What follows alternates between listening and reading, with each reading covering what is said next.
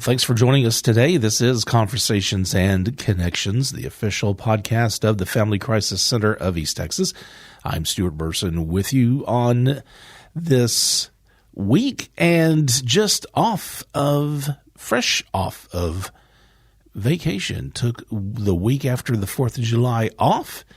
And so now we're back in the podcast studio with some new episodes. A few things I want to remind you about is we do have a date now for our Passion for Purple luncheon. That will be October the 8th. And we will make some announcements shortly about who our guest speaker is. And also, if you want to become a sponsor, if your business would like to be a sponsor for our Passion for Purple luncheon, we'll fill you in on all the details. And I'm sure everything will be on Facebook here before you know it as well. But Passion for Purple luncheon, that will be October the 8th. We have some drives going on. We have a school supply drive. This is for the children of survivors of domestic violence and sexual assault. And when you think of school supply drive, it's exactly what you are imagining. We need backpacks, colored pencils, scissors, index cards, markers, crayons, pencils, pens, paint, manila paper, erasers, spiral notebooks, just everything that you can think of when it comes to school supplies. And if you would like to make a donation, again, these are for the children of our clients. And you can contact Sedaria Christian. She is our child advocate, and you can contact her at our admin office. That's 936-639-1681. Also going on right now, we are having a food drive for our shelter. And we are looking for anything that's non-perishable, cake mix, crackers, ramen noodles, some soups, ranch mix package, dish soap, canned vegetables, beans, green beans, corn, things like that, coffee creamer, coffee, sugar, different types of pasta, canned chicken, tuna, syrup, cooking spray, anything that you store in your pantry. Our folks at our shelter are needing that. And finally, I do want to remind you, we are having our housewares drive going on right now for our thrift store. And again, when you think of the thrift store, a lot of people will think about donating clothing, which is awesome, of course, but also think about anything that you would have around the house, furniture, house decor, housewares, kitchenwares, small appliances, collectibles, antiques, knickknacks, things like that.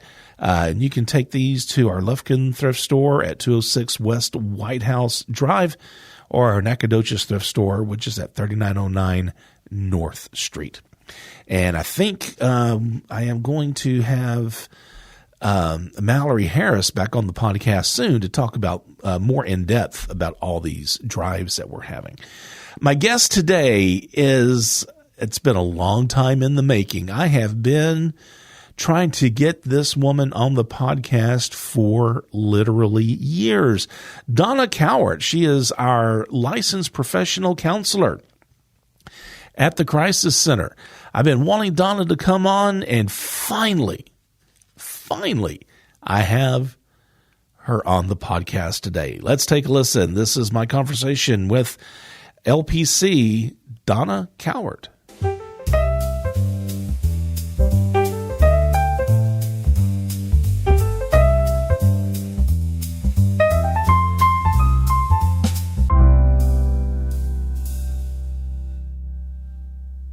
Donna, I have been on you for 3 years. 3 years at least Yeah. to come here and be on the podcast, and look who I have before me. Mm-hmm. It's Donna. In the flesh. And you have dodged me. I ran out of excuses. You are a slippery person to try to get on the podcast. When I don't want to do something. Well, and you know, I have a friend of mine. You know, he said, "Well, not everybody's as comfortable behind a microphone as you are, so you got to and I understand that." But you know what surprises me, and we'll talk a little bit about your background and other things that you're involved with. But I guess it was last year I was surprised that I got you to get on a video that I was shooting for our Passion for Purple luncheon. Yes. And Donna, you did a fantastic job. You were great. Thank you. I don't feel like I was great. You were awesome. And it's just so funny. And I get it. I really do. But, I always try to tell people when I approach them, it's not live. It's a very casual thing. And you did a great job with that. So I know you're going to do a great job with us today. But so what I want to do is kind of, first of all, you're an LPC? LPC. So you're an LPC, licensed professional counselor here at the Family Crisis Center. Describe your role at the agency. What role do you fulfill?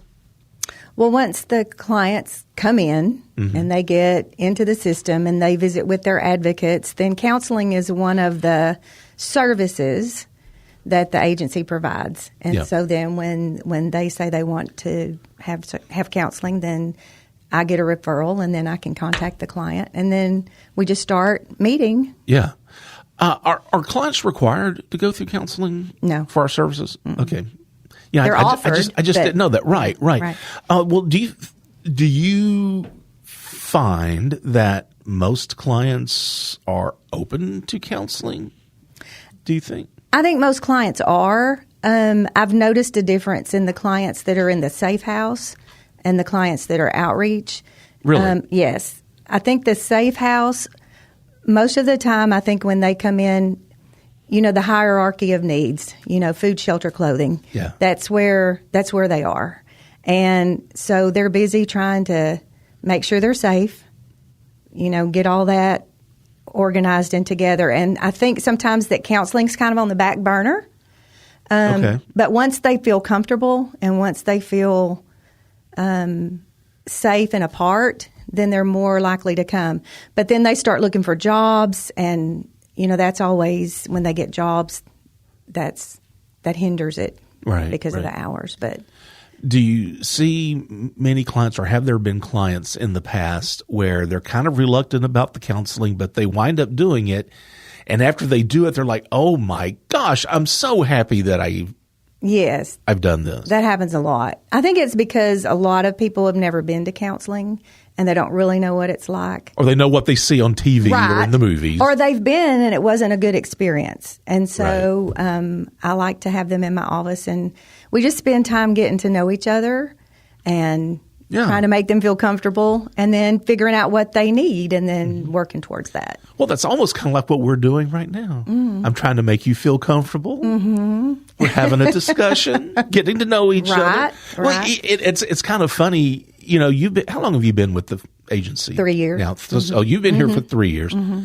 And of course, we don't see a lot of each other, mainly because you're at the admin office. I'm here where we and are. I'm only there 2 days a week. And you're there 2 days a week. So it's not like I see you every day. So I feel like I know you, but there's a lot of things I don't really know about you. And do you have clients that don't want anything at all to do with counseling? Yes. Like they're just either coming in there kicking or screaming, or they just decline. They just don't come usually, or they don't get back with me when I reach out. Yeah. Once I get the referral. So yeah, I'll try 2 or 3 times and it probably goes back again to, like you said, that mean people really they may not really understand what it is. And the sad thing is, I guess they can't understand what it is unless they go the first time for you to kind of talk to them about it. Yeah. So when you are talking to a client, and I guess, and I know, at least I feel like I know that every person is an individual and their needs are going to be different and everybody's situation is different. But can you kind of walk through the process, like for a client for the first time, when they come in, you sit down, how are you going to approach that? They may have experienced some of the most awful things that they've ever experienced in their lives. And how how do you get the ball rolling on something like that? Well, when they first come, the first day, there's always paperwork. There's a consent for counseling you have to fill out. So that's what we start with. Yeah. But after that, I just tell them that this is our day to get to know each other, and I'll ask questions. And I always tell them, if I ask something that you don't want to answer, it's fine. Just tell me you don't want to answer it. We just start talking. And usually the first day, they'll begin by telling me their journey and why they're there. Right. And then we just go from there. Yeah, yeah. Are people, again, going through such stressful things and experiences? Are people willing to open up about things? Most of the time, yes. Okay. They are. I hope that I provide a real comforting place so that when they walk in my office that they feel safe and that they can trust me. And usually they'll open up and tell me. Okay. So, all right. Do you ever work with the children? Yes. Okay. And that's something that I want to make sure everybody knows, that as our facility, our agency, yes, we're going to work with survivors, victims of domestic violence, sexual assault. But how many times do people realize that there's other victims involved, maybe indirectly? Yeah. And that's where the children play a part. How do you approach that? How do you approach a child when it comes to counseling the trauma? And I'm kind of careful how I word this, because I almost said the trauma they weren't the recipient of the trauma, but they are. But they are. Mm-hmm. Maybe not the physical side of it, but they are affected by this. Yeah. What's the difference when you're talking to a kid, talking to a child? Well, first off, you spend several sessions just playing games and getting them to know you. Kids, sometimes they're quicker to trust, and then sometimes they hold back more.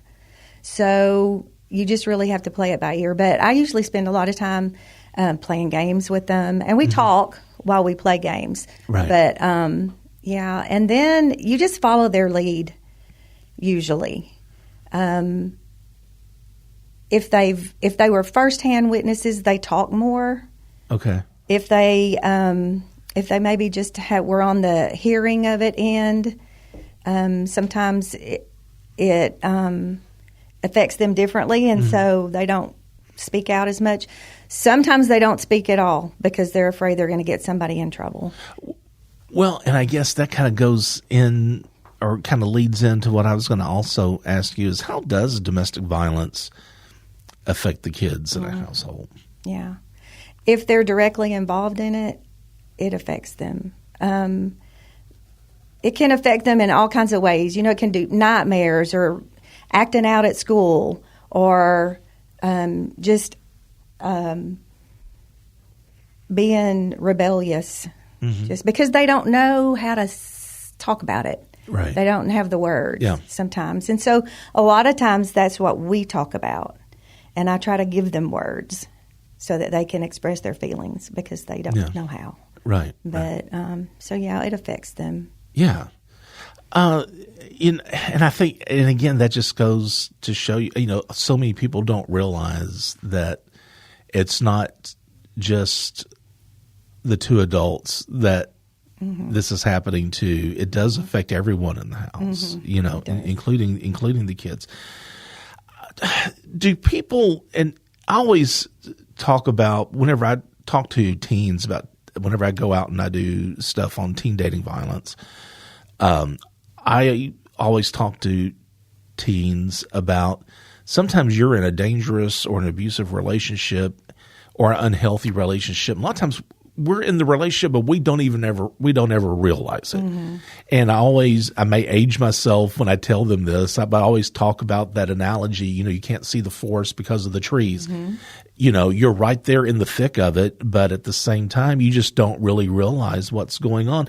Do people recognize a lot of times that they're in an abusive relationship?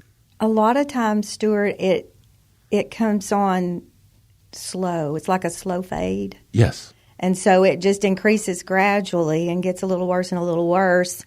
Then they wake up one day and wonder how I got here. Yeah. So I think, if it started off like that, I think, yeah, they would know.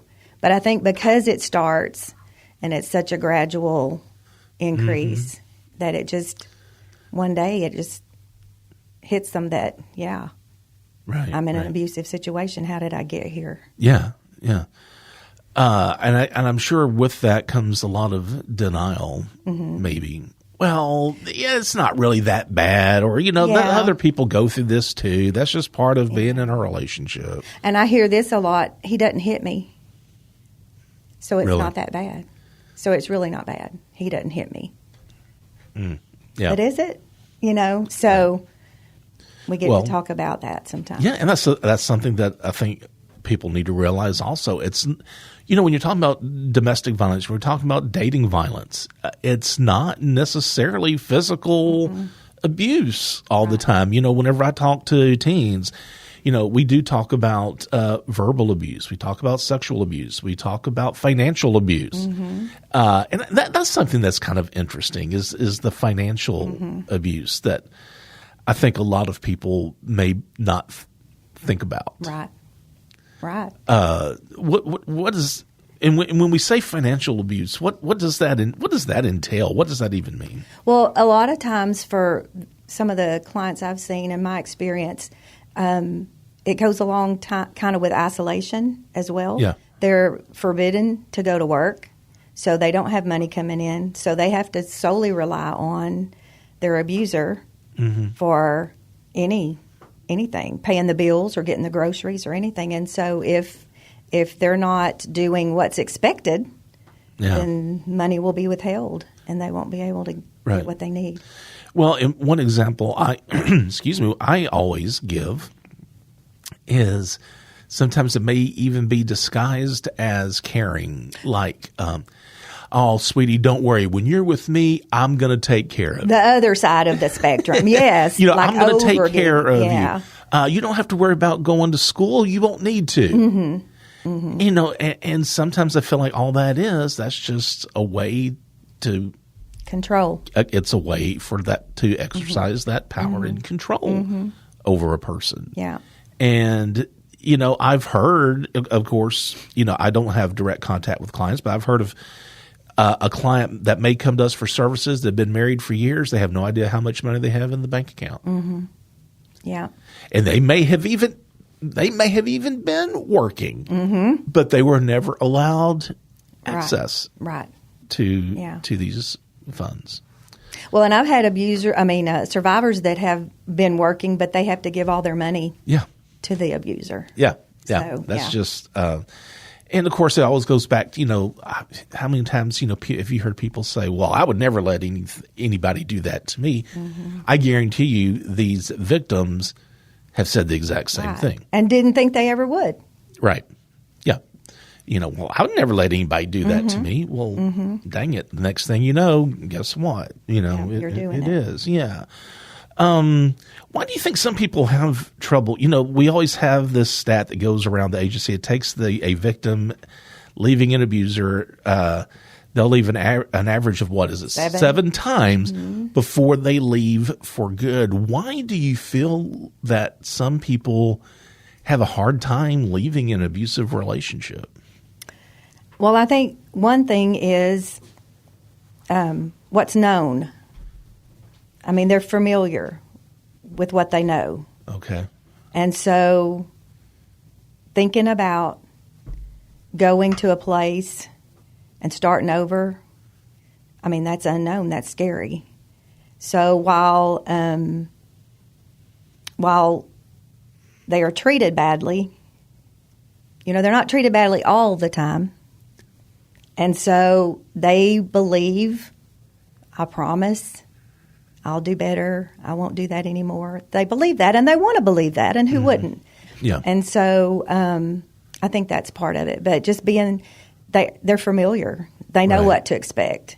May not always be good, but they know. Yeah. They know what to expect. Well, and I try to explain it too as people. First of all, that victim, more often than not, they truly love the abuser. Absolutely. That's their husband, that's their wife, that's their boyfriend, whatever. They truly love that person. And they want to believe them that they're not going to do it again. Right. They want to think that they're going to change. And then too, it's being familiar and, well, people that they have nowhere. And hopefully that's where we come in. Right. But they have nowhere. Well, if I leave, I have nowhere to go. If I leave, I don't have a job. How am I going to? I don't have a car. Yeah. I don't have a means of getting anywhere. And I just, it always want to step in when I hear people. Well, it must not be that bad if they're sticking around. Well, you don't know what is going on. We cannot judge because we're not. You cannot put yourself in that person's shoes, knowing what's going on. And I'll be honest with you, Donna. Ever since I started working here, I've learned. I can't begin to tell you how many things I've learned. Me too. About this world that we're in DV and sexual assault prevention and this environment. I would say 10 years ago, I may have said the same thing. To be honest with you, me too. I'm just being upfront.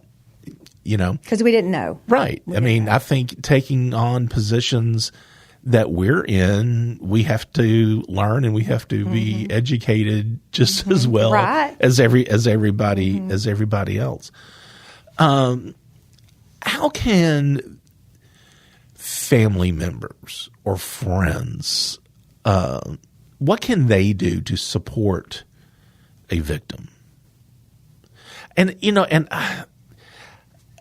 I hear so many people say, "Well, that's their business. That's none of my business," or things kind of along those lines, I think sometimes the best way to support a victim is to ask what they need. How can I help? What can I do? Unfortunately, a lot of times they've burned bridges because they've tried, the family or friends have tried to help before, but the person keeps going back. Yeah. So they're like, I'm done. I can't help you anymore. So, but I think just mainly asking what they can do to help, being there to support them, believe them. That's another one. Should they lecture? I mean, should you? Well, what you need to do is X. What you need to do is blah blah blah blah blah. I think to answer your question, no. But I think they can offer suggestions because there might be things that the victims hadn't thought of before. But maybe it's the way you present those suggestions. Yes, too, right? Absolutely. But just being there, just knowing that they have somebody, goes a long way. So let's say we have a client and they have just made excellent strides. And do you see clients having a hard time moving on? And I guess what I'm thinking about is maybe moving on to eventually a new relationship. Now, my personal take on this is take care of yourself first. Get yourself lined up. Get yourself together before you even think about going back out there again and finding another partner. But let's say someone who has been away for a few years, they're ready to, take that next step again. Do you ever see some victims having a hard time establishing new relationships? I think it kind of goes both ways. Some are just ready and they just jump right in. But I think the majority of the ones who go through the whole process and get out and start, making their own way and being away from the abuse. I think most of the time they are so hyper vigilant on red flags and knowing what to look for this time. Yeah. That they don't get so caught up. Right. And that's not everybody. Right. But just they know what to look for. They know what they don't want. Yeah. Well, do you see the opposite sometimes? You see someone going back. It may be somebody different they're with, but it's the same thing that they've experienced before. It's just someone new. Yeah. Yeah. It goes both ways. Yeah. I was just wondering, because I always kind of wondered someone who just legitimately, okay, I got my stuff together. I went through this horrible experience with this person. I'm ready to move on. I'm ready to get back out there again in the dating scene. And are they kind of like you said, they're hyper vigilant? Mm-hmm. You know, are they almost to the extreme to where they're very skittish about letting someone new into their life? I guess. Yeah, I've seen that before. Yeah. Almost sabotaging a new relationship. Yeah. And it makes me wonder, too, what someone says if you're dating someone and they disclose to you, well, in my previous relationship, it was an abuse. Was, I experienced abuse. I went to a shelter. I stayed for a while, but, and how does that, I wonder maybe sometimes if they're reluctant to disclose their past like that to someone new also. Probably, yeah. Yeah. How did you get in this profession? What made you decide to pursue this career as a counselor? Well, I was a teacher. So I went and I taught for years, and then I went back and got my school counseling. Where did you teach? I taught at Central, and I taught at Hudson. What did you teach? 100 years ago. What I taught, did you teach? First grade, kindergarten, music. That's awesome. Really? Yeah. There's something I did not know. So you taught the little ones. I taught the little ones. And then I moved to middle. Okay. Well, when I was a counselor, I moved to middle school. How was that? I loved it. Okay. Well, let me tell you something. I have left people in dismay when I tell them, because, part of my job is working with school kids, right? And I've talked to first graders on up to college students. My favorite group every year especially like around February when I go out and I do teen dating violence or I do bullying presentation, my favorite group has always been the middle school kid. And I don't, and some people will look at me like you're crazy. Yep. And I think part of it is they're old enough to appreciate what you're trying to tell them and they understand and you don't have to, oversimplify things, and yet they're not too old to where they have established that I know everything mindset either. Yeah. I just that's to me that's the sweet spot. I love working with the middle schoolers. Yeah, I did too. So okay, so you were in education, you were in teaching. I went and got my school counseling, and I did that, and so.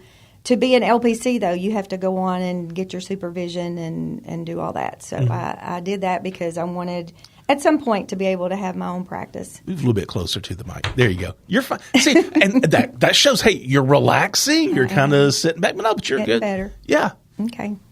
Go ahead. Okay. So I went back and got all my supervision and passed the test and did all that. And so... we moved off, and I was still a school counselor, but I had kind of opened up a private practice on the side. Okay. And I ended up leaving the school district in 2011. Okay, so not terribly long ago. Well, yeah. And just going private practice. And then when we moved back to Lufkin, I think it was about 11 years ago, I was still going back to work because I had a contract. That I would go back and do, and but then I decided just to come home and stay home and work here. Yeah. I've opened my own private practice here, and Grace Counseling, that's the name of it. And I contract with the Family Crisis Center and Pregnancy Help Center. Okay, so both places. One thing I want to talk about, if you don't mind, is your faith.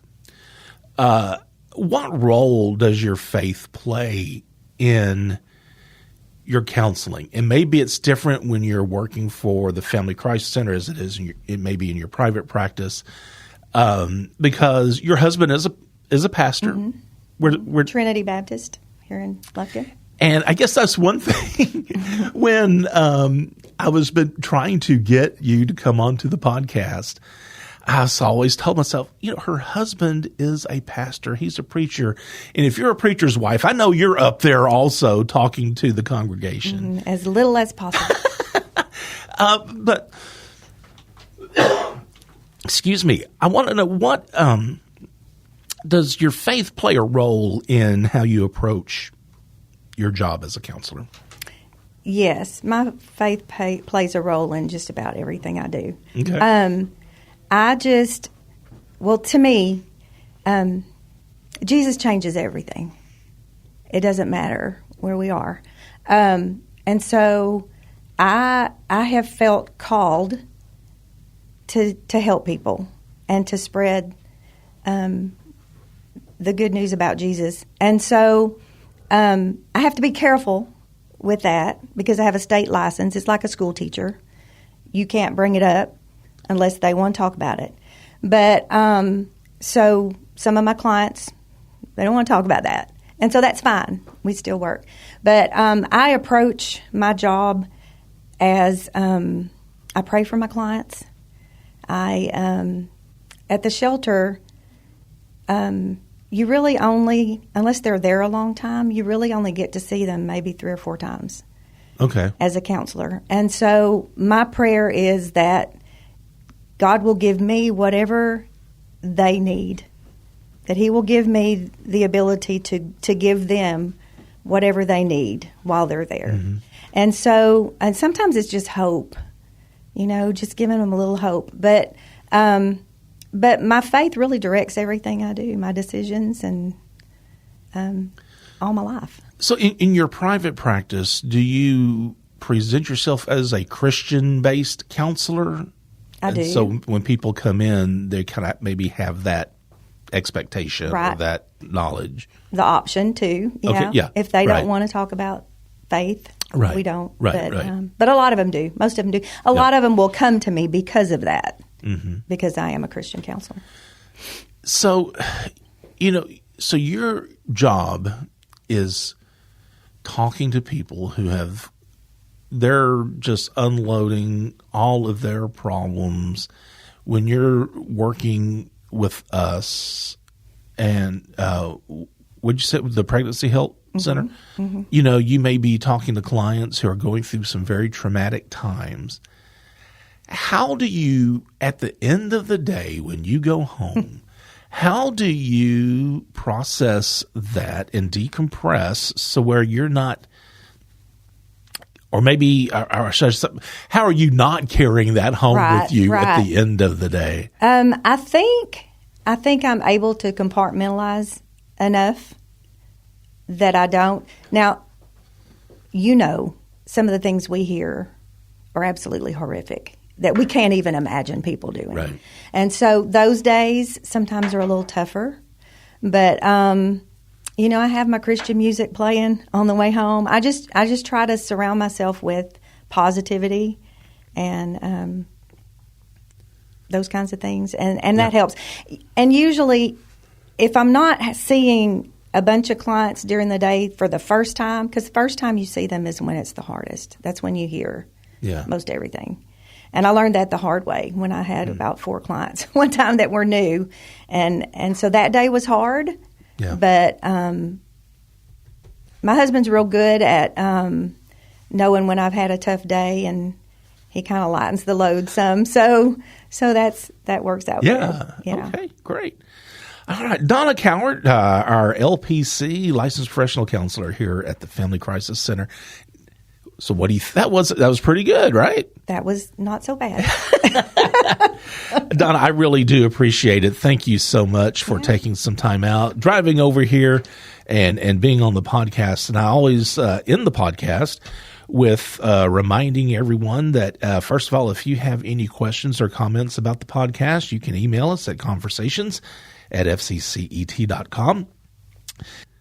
Also, if you feel like you have the need for the services of the Family Crisis Center, we do have a toll-free 24-hour hotline. That number is 1-800-828-7233. Also, be sure to subscribe to Conversations and Connections. You can do that via Spotify, Apple Podcasts, and YouTube, as well as pretty much any other podcast service of your choice. Remember, be the voice, if not for you, for someone else.